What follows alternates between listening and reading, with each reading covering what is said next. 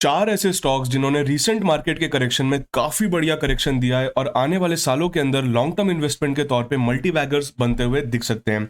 देखेंगे हम लोग आज की वीडियो में। वेलकम टू इन्वेस्टोग्राफर, मेरा नाम है अंकित एंड वीडियो शुरू करने से पहले जल्दी से लाइक का बटन दबा दो एंड कमेंट सेक्शन के अंदर वी आर द इन्वेस्टोग्राफर्स लिख दो। इसी के साथ आज के वीडियो का लाइक का टारगेट है 500 लाइक्स, तो अगर लाइक नहीं किया है तो लाइक करो एंड जो लाइक का नंबर आपको दिखता है उसको भी कमेंट सेक्शन के अंदर डाल दो। अब स्टॉक्स के बारे में बात करने से पहले जल्दी से मैं आपको एक निफ्टी के ऊपर व्यू दे देता हूं कि मैं इस टाइम पे निफ्टी को कैसे देख रहा हूं और ओवरऑल ब्रॉडर मार्केट के पॉइंट ऑफ व्यू से मुझे इस टाइम पे मार्केट में क्या व्यू दिख रहा है। तो अगर निफ्टी का हम लोग इस टाइम पे चार्ट पैटर्न देखते हैं तो निफ्टी को अगर क्लियरली देखा जाए तो ऑब्वियसली जो जोन हम लोग काफी टाइम से डिस्कस कर रहे थे, जो प्रीवियस इसके स्विंग लो यानी प्रीवियस जो लो निफ्टी ने बनाया था 15,700 रिसेंटली, वहां पे हमें निफ्टी ऑलमोस्ट वापस आता हुआ दिख रहा है। 2 दिन से क्लोजिंग हमें उसी जोन पे देखने को मिली। फ्राइडे को हमें काफी बड़ा बाउंस बैक भी देखने को मिला, बट क्लोजिंग आते आते काफी स्ट्रॉन्ग सेलिंग की वजह से निफ्टी हमें सस्टेन करता हुआ नहीं दिखा। अब ऐसे के अंदर जो ये वाला जोन है 15,600 टू 15,800 अप्रोक्सीमेटली, ये डेफिनेटली एक स्ट्रॉन्ग सपोर्ट की तरह तो हमें निकलता हुआ दिख रहा है। ग्लोबल मार्केट्स को अगर फ्राइडे को देखा जाए तो ग्लोबल मार्केट्स के अंदर एक काफी स्ट्रॉन्ग बाउंस बैक हमें यूएस मार्केट्स के अंदर देखने को मिला था। एसजीएक्स निफ्टी भी ऑलमोस्ट हमें 100-150 पॉइंट्स का बाउंस बैक दे चुका है। तो ऐसे में हो सकता है कि मंडे को हमें थोड़ी सी एक बाउंस बैक के साथ ओपनिंग देखने को मिले, थोड़ा सा बुलिश माहौल हमें देखने को मिले। बट 2-3 चीजें हैं जिनके ऊपर हमें मिस नहीं करना है, 2-3 चीजें हैं जिनको हमें याद रखना है। पहली चीज इन्फ्लेशन, वो ऑटोमेटिकली हम ऑब्वियसली हम आपको काफी समय से बता रहे हैं, तो उसमें 1 या 2 दिन में कुछ निफ्टी के मूवमेंट पे चेंज नहीं करेगा। बट इन्फ्लेशन के ऊपर आपको ध्यान रखना है। इन्फ्लेशन के जो डेटा आ रहा है टाइम टू टाइम उस पर भी आपको नजर रखनी है। साथ ही साथ अगर हम ऐसी चीजों की बात करें जो डेली बेसिस पर मार्केट को मूव कर सकती है, तो पहली चीज है आपका क्रूड ऑयल के लेवल्स। क्रूड ऑयल की अगर हम बात करें तो $100 के ऊपर क्लियरली क्रूड ऑयल हमें सस्टेन करता हुआ दिख रहा है, जो कि इंडियन इकोनॉमी या इंडियन स्टॉक मार्केट के लिए अच्छी बात नहीं है। तो जब तक $100 के ऊपर क्रूड ऑयल है तब तक आपको मार्केट में वॉलिटिलिटी और मार्केट में थोड़ा बहुत इश्यूज आपको और पैनिक आपको देखने को मिल सकता है। इसी के साथ लगातार हमें Q4 के रिजल्ट्स भी आते हुए दिख रहे हैं। काफी सारे स्टॉक्स के ऑलरेडी आ चुके हैं, बट जिनके बाकी हैं उनके अंदर भी अगर Q4 के रिजल्ट्स में डिसअपॉइंटमेंट आपको आता हुआ दिखता है तो वो भी थोड़ा इफेक्ट आपको कर सकता है।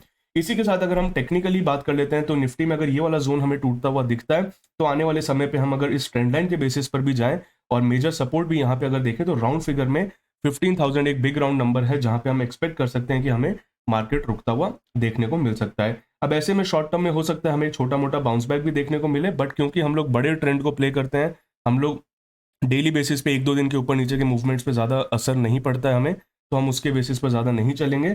फिलहाल के लिए जो हमें ट्रेंड दिख रहा है हम उसको फॉलो करते हुए देखेंगे। एंड यहाँ पे अगर हम थोड़ा सा वीकली चार्ट को देखते हैं निफ्टी के, जो कि देखना बहुत ज़रूरी है। कई बार होता क्या है कि आप लोगों का या जो न्यू कमर्स होते हैं उनका डेली मूवमेंट पे इतना ज़्यादा ध्यान होता है निफ्टी के कि वो जो बड़ी पिक्चर होती है, जो बिगर पिक्चर होती है, जो बड़े ट्रेंड होते हैं उनको देखना छोड़ देते हैं। तो ऐसे में अगर हम बात करें तो क्लियरली लोअर हाई लोअर लो सिचुएशन वीकली चार्ट पे भी हमें बनती हुई दिख रही है। और वहीं पे अगर हम बात करें तो जो भी बड़ी गिरावट आ रही है उसके बाद एक छोटा सा रैली, बड़ी गिरावट उसके बाद एक छोटी रैली, जो कि हालांकि डेली फ्रेम पे अगर आप देखो तो बड़ी रैली आपको दिखती है। रिटेल इन्वेस्टर्स के अंदर काफी ज्यादा फोमो क्रिएट होता है, बट ये चीज आपको 2-4 बार और भी रिपीट होती हुई दिख सकती है। तो एक चीज जो मैं बार बार आपको कहता रहता हूं ताकि आप लोग उसको मिस ना करो, ताकि आपके माइंड में वो चीज रहे कि 2022 एक ऐसा साल होने वाला है जो रिटेल इन्वेस्टर्स को, स्पेशली न्यू कमर्स को, जो कोविड के बाद मार्केट के अंदर आए हैं या कोविड के बाद जिन्होंने मार्केट को समझने की कोशिश करी है, उनको बहुत ज़्यादा फ्रस्ट्रेट करेगा, बहुत ज़्यादा परेशान करेगा। और या तो 2022 उन इन्वेस्टर्स को मार्केट से बाहर कर देगा या फिर उनको एक अच्छा इन्वेस्टर और एक काफ़ी एक्सपीरियंस्ड और काफ़ी पेशेंट इन्वेस्टर बना करके लॉन्ग टर्म में सक्सेसफुल इन्वेस्टर बना देगा। तो ये कैसे डिसाइड होगा कि क्या आप मार्केट से बाहर होगे या आप मार्केट में एक लॉन्ग टर्म और सक्सेसफुल इन्वेस्टर बन के निकल करके आओगे? वो डिसाइड होगा कि कितना आप पेशेंस रखते हो, कितना आप बेसिक्स को फॉलो करते हो और कितना आप डेली बेसिस के मूवमेंट्स में इमोशनल नहीं होते हो, अपने इमोशंस को कंट्रोल करते हो, रिस्क मैनेजमेंट के साथ लॉजिकल तरीके से, सेंसिबल तरीके से इन्वेस्टमेंट करते हो। तो ये हो गई निफ्टी के ऊपर और ओवरऑल ट्रेंड के ऊपर बात। अब हम लोग आ जाते हैं सीधा काम की बात के ऊपर, जो हमारे 4 स्टॉक्स हैं जिनके अंदर मुझे काफी अच्छा पोटेंशियल दिख रहा है। और इस टाइम पे अगर मैं बात करूं तो मेरे प्रायोरिटी में सबसे आगे हैं ये 4 स्टॉक्स, जिनको मैं काफी क्लोजली वॉच कर रहा हूं और अच्छे लेवल्स आने पे इनमें पैसा भी डालना स्टार्ट करूंगा। तो पहला स्टॉक इसके अंदर है कोफोर्ज। अगर बात करें तो ये चारों स्टॉक्स आज मिड कैप आईटी स्पेस से होने वाले हैं, क्योंकि इस टाइम पे अगर हम देखें पिछले 1-1.5 महीने में जो करेक्शन हुआ है उसमें सबसे ज्यादा correction mid cap IT space ने ही हमें दिया है। मिड कैप आईटी के अंदर हमें सबसे ज्यादा करेक्शन देखने को मिला है, तो ऐसे में सबसे टॉप प्रायोरिटी पे मिड कैप आईटी स्पेस हमारा रहेगा। पहली चीज, मिड कैप आईटी स्पेस के अंदर जो अच्छे स्टॉक्स हैं, बहुत ही बढ़िया स्टॉक्स हैं जिनकी आज मैं बात करने वाला हूँ। फंडामेंटली ये काफ़ी स्ट्रांग है, बिजनेस इनके काफ़ी स्ट्रांग है, ग्रोथ इनमें ईयर ऑन ईयर काफ़ी बढ़िया हमें आती हुई दिख रही है।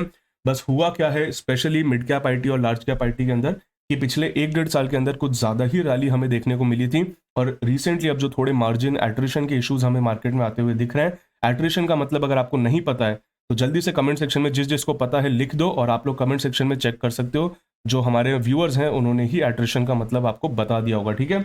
इसी के साथ अगर हम बात करें तो कुछ इश्यूज अब जो हमें शॉर्ट टर्म के अंदर आते हुए दिख रहे हैं, यूएस मार्केट के अंदर भी टेक्नोलॉजी स्टॉक्स काफ़ी ज़्यादा करेक्ट होते हुए दिख रहे हैं, तो वही सेंटिमेंट इंडिया में भी कैरी होता हुआ दिख रहा है।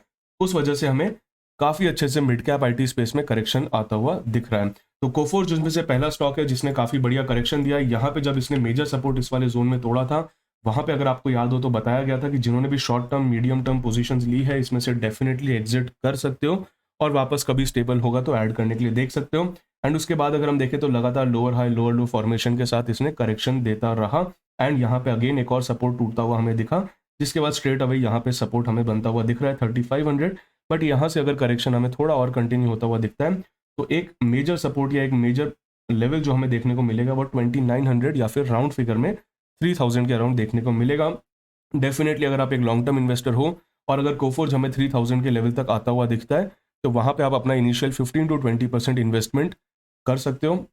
एंड डिपेंडिंग अपॉन आगे का ट्रेंड क्या रहता है, अगर वो कंटिन्यू करता है गिरना तो फिर आप लोअर लेवल्स पे और ऐड करोगे, अदरवाइज अगर वो स्टेबल होता है तो फिर आप धीरे धीरे पोजीशंस ऐड कर सकते हो। ब्रॉडर मार्केट को भी नज़र में रखना ज़रूरी होगा, अगर ब्रॉडर मार्केट भी साथ साथ स्टेबल होता है तो फिर आप इन लेवल्स पे या जहाँ पे भी ये स्टेबल होता हुआ दिखता है थोड़ा ऐड कर सकते हो। अदरवाइज जब तक ये करेक्ट होता है तो ज़्यादा क्वांटिटी एक बार में ऐड नहीं करनी है, धीरे धीरे अपॉर्चुनिस्टिक एसआईपी करनी है। तो एसआईपी क्या होती है? एसआईपी होती है जब आप हर फिक्स डेट के ऊपर पैसा इन्वेस्ट करते हो। अपॉर्चुनिस्टिक एसआईपी होती है जब आप हर अपॉर्चुनिटी के ऊपर थोड़ा थोड़ा पैसा ऐड करते हो।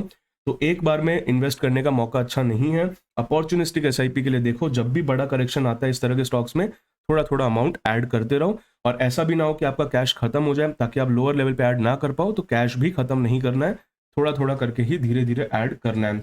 इसके बाद हम लोग सेकंड स्टॉक के ऊपर आ जाते हैं जिसका नाम है माइंडट्री। माइंडट्री की भी अगर हम बात करें तो one of the retail investors का फेवरेट स्टॉक रहा है, बट अब कोई रिटेल इन्वेस्टर इसके बारे में बात नहीं कर रहा है। क्यों? क्योंकि रिटेल इन्वेस्टर्स को जब स्टॉक 2 गुना 3 गुना 4 गुना हो जाते हैं तब तो बाय करने का मन करता है, पर वही स्टॉक जब 30% 40% करेक्ट हो जाता है तब वो पता नहीं क्यों उसको भूल जाते हैं उस स्टॉक को।